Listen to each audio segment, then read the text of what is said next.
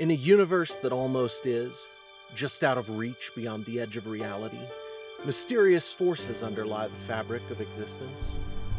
Energematrice 6, the very energy of creation, serves as both the elixir of life and the arsenal of destruction for its human and not-so-human denizens. Crushing darkness, whose source they cannot fathom, grips the cosmos and its people. In anguish, they dream of the long-foretold bright star. Join us as we embark on an epic journey, exploring the universe of Energematrice 6.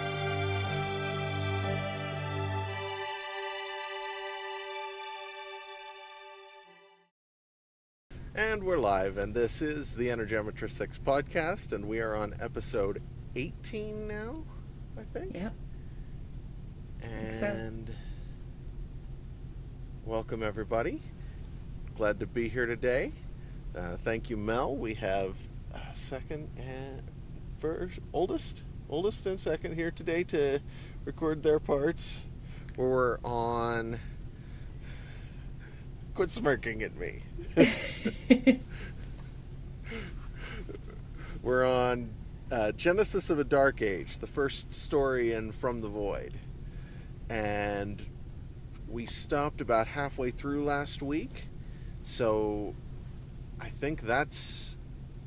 I guess we better do the V for V ad real quick. Okay.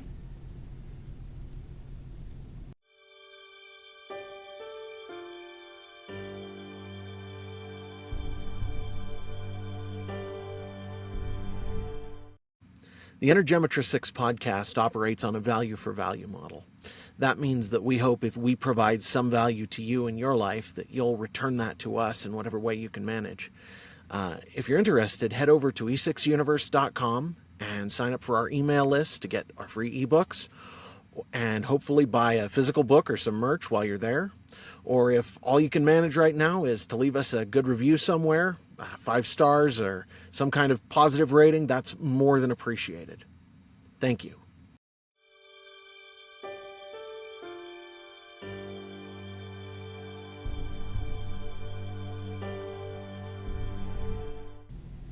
All right.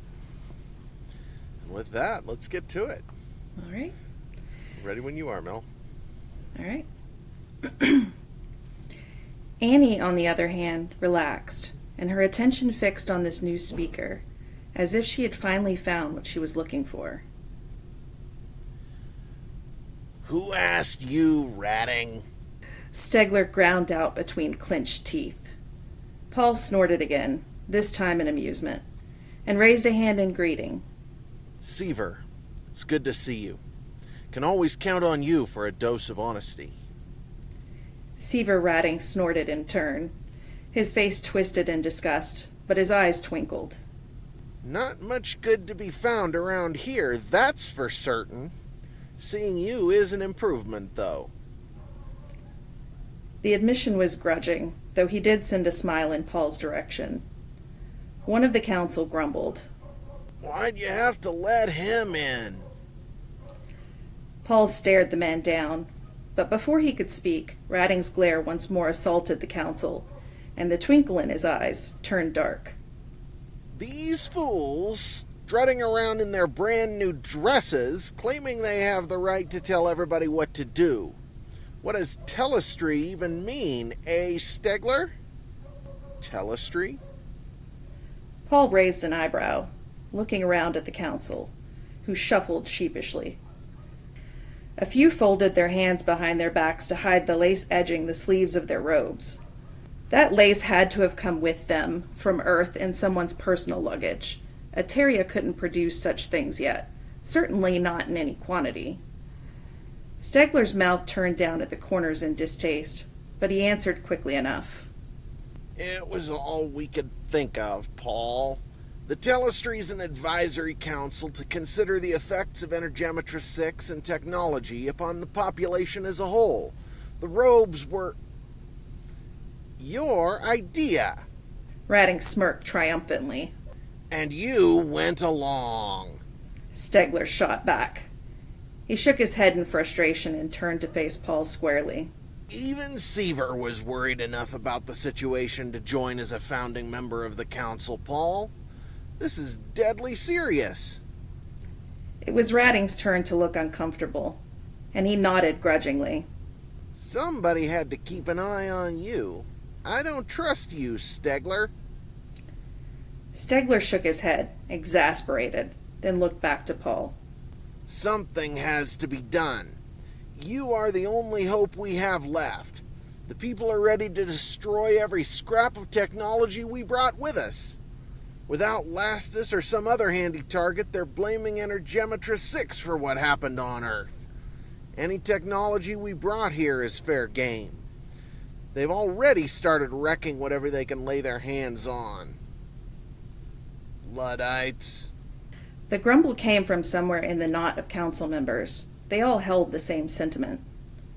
Annie was pulling on Rachel's sleeve and pointing once more, and Rachel focused again to see. Was that a hole?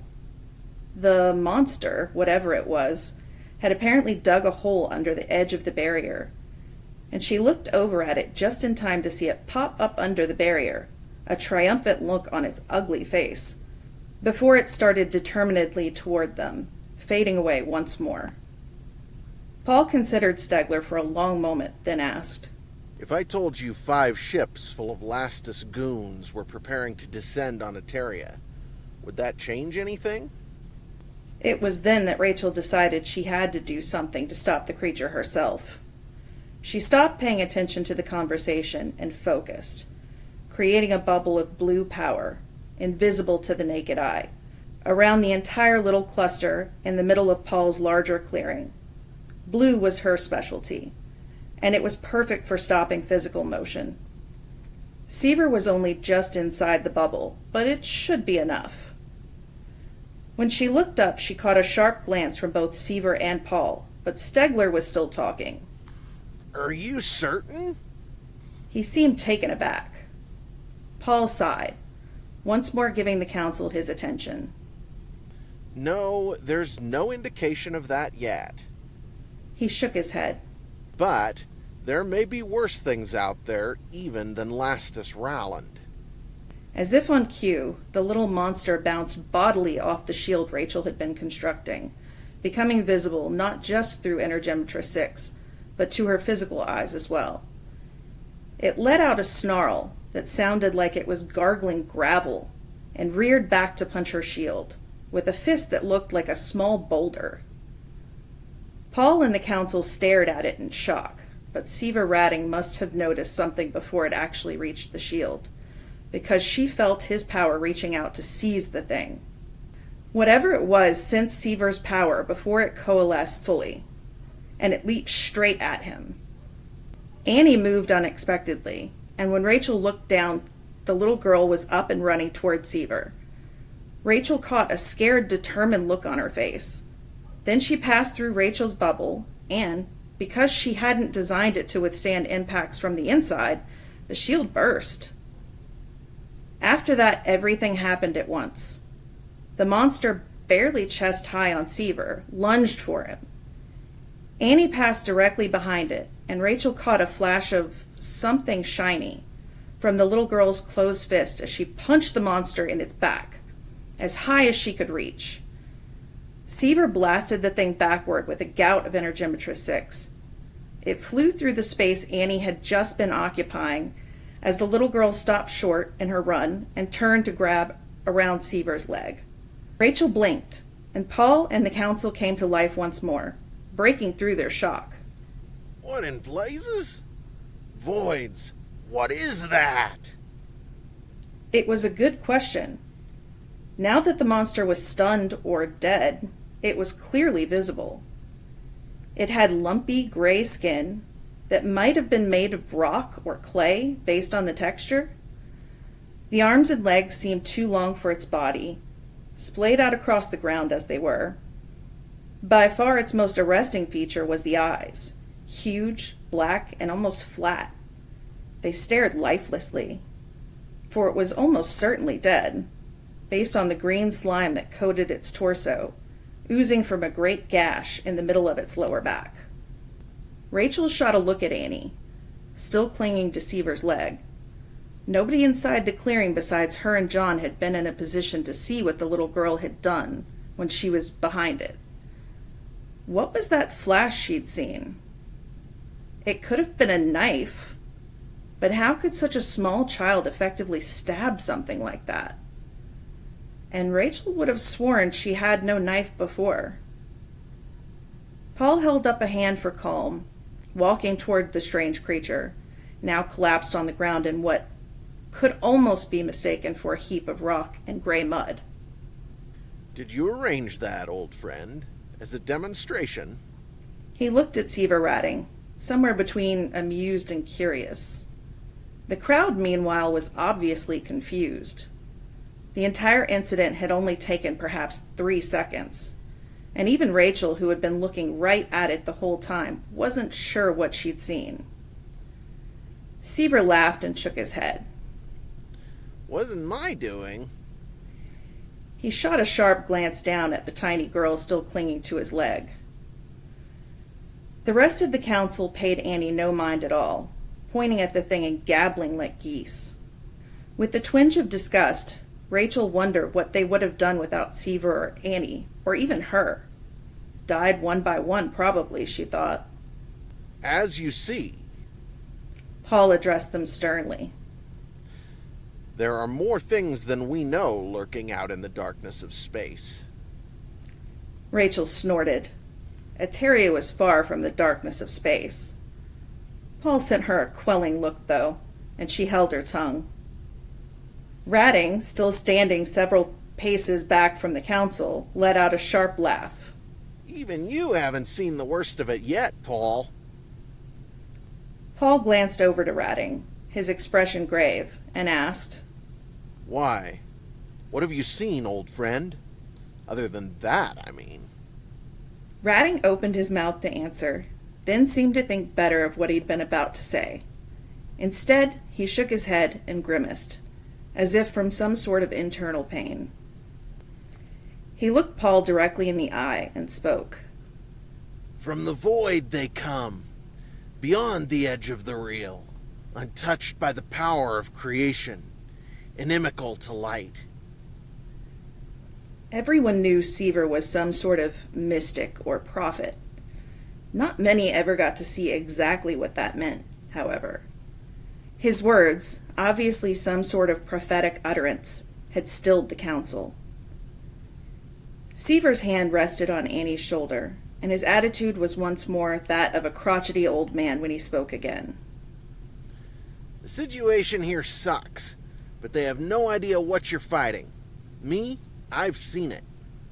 With that, Ratting turned and pulled Annie a dozen paces off to one side, sitting down in the grass as she perched beside him. Paul was staring at his friend when Stegler finally spoke, half strangled.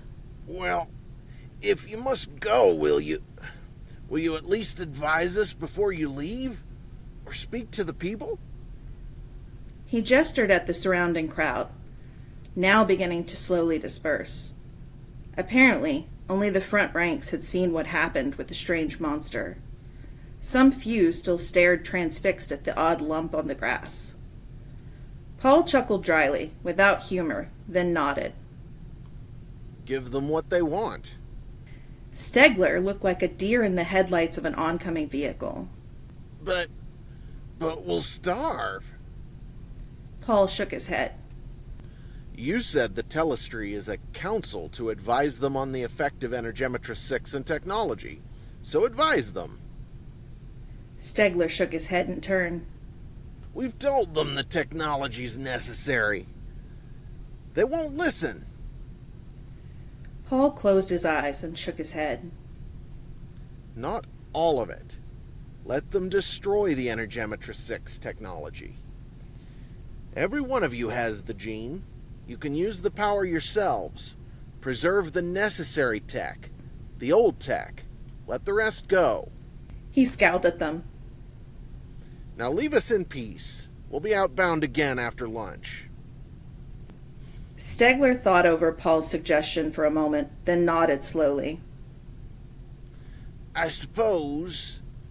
Yes, we may be able to do that. He blinked. If there were no E6 machines, if humans were only able to use Energematrice 6 by their own power, what would the universe be like? Paul looked as if he'd bitten something sour. As if he could imagine what that might be like, and didn't like it, but he shrugged. Needs of the moment. Then, Paul turned to the crowd and once more spoke through weaves of power that amplified his voice.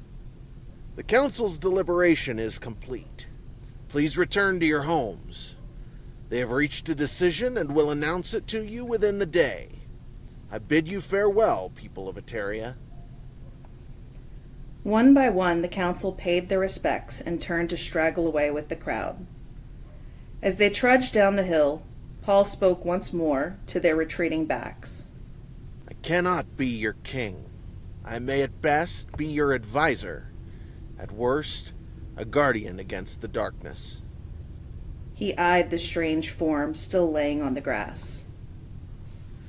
Watching them walk down the hill, a little knot of gray robes among the rest of the crowd, Rachel asked, "What about Seaver?" Paul nodded, and all three rose to walk over to the bent, crooked form of Seaver Ratting, staring into the distance from where he sat on the hillside next to the small girl. She grinned up at Rachel as they approached. Found Seaver!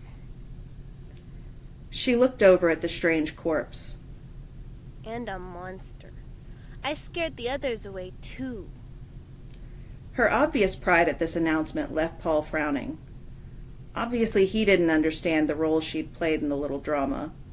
Rachel wasn't sure she fully understood it either, after seeing the gaping wound in the monster's back. Seaver smiled crookedly at Annie, fondness softening his craggy features.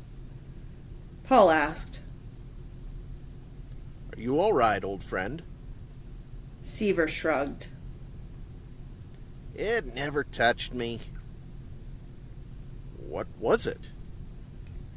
Paul's curiosity, never deeply buried, came to the fore. A monster! Annie's delighted giggle brought involuntary smiles to everyone's faces. And it doesn't like Energematrice. Seaver needs to be careful. Paul frowned, taking a moment to parse Annie's pronunciation of Energematrice 6, then raised an eyebrow at Seaver in question. Golem. Seaver's monosyllabic reply was disgusted, almost dismissive. At Paul's expectant silence, he sighed and added, They are resistant to Energematrice 6, she's right.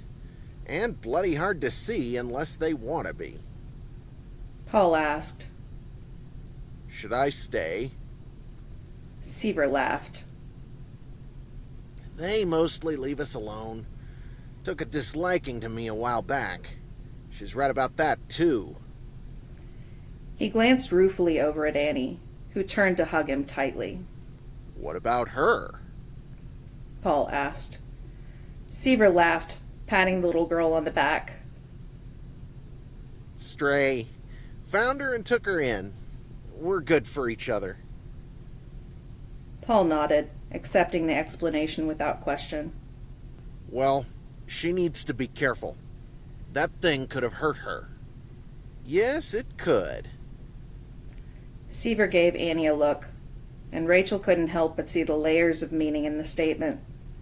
Her dad still had no idea that it was Annie, rather than Seaver, who had dispatched the creature. Rachel snorted, about to speak up and expose the little charade, but Annie gave her a conspiratorial grin, and she thought better of it. A glance at John's expression confirmed her decision. He agreed. It wasn't their secret to tell. Soon, Seaver and Annie said their own goodbyes and headed off down the hill toward Cassisia City, leaving Paul, John, and Rachel to continue their long-interrupted picnic.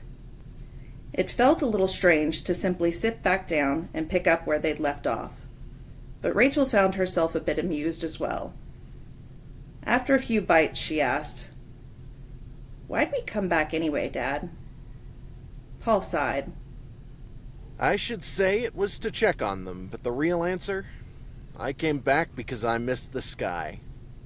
We weren't made for the void, and you shouldn't have to grow up in darkness. Rachel's reply came out far more grumpy than she'd intended, but it fit her mood. Yeah, but dealing with people is complicated. Paul chuckled and nodded, then smiled crookedly over at her. Without other people, we'd go crazy. People are important, even if they are complicated. Rachel snorted. Shrew Tongue is enough to drive me crazy all by herself. Paul scowled at her. I told you to leave Matilda alone, Rachel. Then more gently.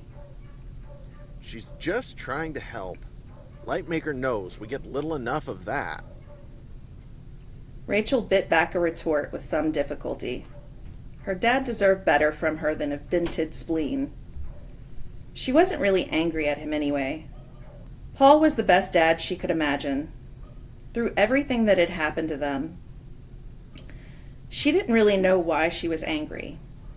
She had been since they left Earth, but it wasn't fair to aim it at her dad. However much she wanted to sometimes. Maybe the thought of having Annie as a little sister had set it off again, she thought. They finished their lunch in silence, enjoying the cool, fresh breeze and the beauty of the world around them. Rachel's initial instinct to pout slowly subsided. She still didn't like Shrew Tongue Matheson, but she couldn't help admitting to herself that her father had been right about the picnic. There was something about the blue of the sky and the emerald hues of the surrounding park that gave them a peace nothing in space could. As they were packing up, John asked, Are they going to have enough food, Dad? Paul considered a moment, then shrugged. I know you were young when we landed. His mouth twisted in a wry acknowledgement of John's apparent lack of aging, but he continued without pausing. When we first got here, there were plenty of plants, just nothing we could eat. We brought enough seed stock with us, though, that if they're careful, they should be fine. All the earth plants grow well enough here. If they use their resources right, basic earth tech is enough to feed them. It was with some reluctance that they re-entered Hope and lifted off once more into the skies of Eteria, and from there to the blackness of space beyond. Paul, John, and Rachel all sat in silence in Hope's command center until the Retton drive cut in, gravity returned, and Rachel asked, So, we're going to the redoubt? Paul gave her a sidelong look and nodded briefly. Rachel sighed. But why, Dad? We can't even work with the matter transistor properly there. Paul frowned in thought for a moment before he answered. You know how the Energematrice6 emissions from those stars are so strong? Rachel nodded impatiently. That's what I'm talking about. It makes experimenting with the E6 about 20 times harder. Paul nodded in return, still thoughtful. It's also where we came through from the Milky Way. It couldn't be designed to better hide a Retton drive, could it? That particular line of thought obviously hadn't occurred to John before. He stared at Paul openly. You're saying somebody called us there on purpose when we came from Earth? To give us cover? Paul gave him a tight smile. Maybe. I remember... He trailed off, his eyes far away, then changed the subject after a moment. We're not the only ones that would hide, though, are we? It was silent in the command center for a long time. Then Rachel asked quietly, You really think Lastus is coming after us? This time Paul's smile didn't reach his eyes. When we escaped from Earth, we punched straight through the fabric of space. We were outside of everything that's real. When we came here, we punched back through from wherever that was. Anybody who thinks we didn't leave some kind of track is crazy. And... He trailed off after a moment, seeming troubled. And what, Dad? John asked when it was clear that Paul wasn't going to continue. I'm worried it might be more like a funnel than just leaving a trace behind. He looked at them soberly. I'm even more worried that if anybody else came through, it would warp even more.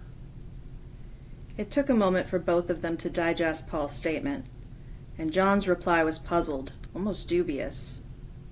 Dad, you remember what you said when we were watching that old Earth science fiction show the other day and they ripped a hole into subspace? Paul grinned at him. Yeah, I know. Everything's moving through space so fast that if it were actual damage to the fabric of space, we'd leave it behind instantly. We can't even tell how fast we're really moving because there's no fixed reference point. So what then? Rachel knew her skepticism was obvious, but she couldn't help it. Paul grimaced, groping for the words he needed to express what he was thinking. What I'm trying to describe is more complicated than just a hole in space. It's more like a portal. When we came back through, however we got here, we created an off-ramp back into reality that was anchored to whatever real things were around us. We shouldn't even have been able to get back at all, you realize. I tried twice before it ever worked. I could sense reality everywhere, but we were caught on the other side, and I couldn't get us back. It was the readout that I caught hold of, the third time I tried. The question is how, or who. This time when Paul fell silent, neither John nor Rachel interrupted his thoughts. And that concludes that. So, real quick before we go, I wanted to mention one thing, it's sort of on my mind here. In a few weeks, we need somebody to read Tom Neelian, The Boy from the Darkness and The Boy from the Megalith. He also has a small part in The Veil of Mysteries, which is the next book in the series. So if anybody's interested, you oughta let us know as soon as possible. I want a separate reader specifically for Tom, and I want him to be able to narrate for the next, well, not the next stories, but in a few stories, we've got 2 by Tom Neelian, or 2 from his perspective, and I want somebody to narrate for those. So if somebody's interested, let me know. I would love to have somebody join us for that.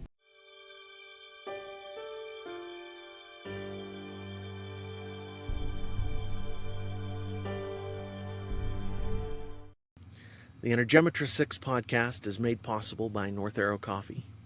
North Arrow Coffee is the pro-life coffee company where 15% of every purchase goes to support organizations like Crisis Pregnancy Centers, whose purpose is to support women in the most difficult situation of their lives. If you're interested, head over to northarrowcoffee.co and use promo code E6 to get 10% off with your order.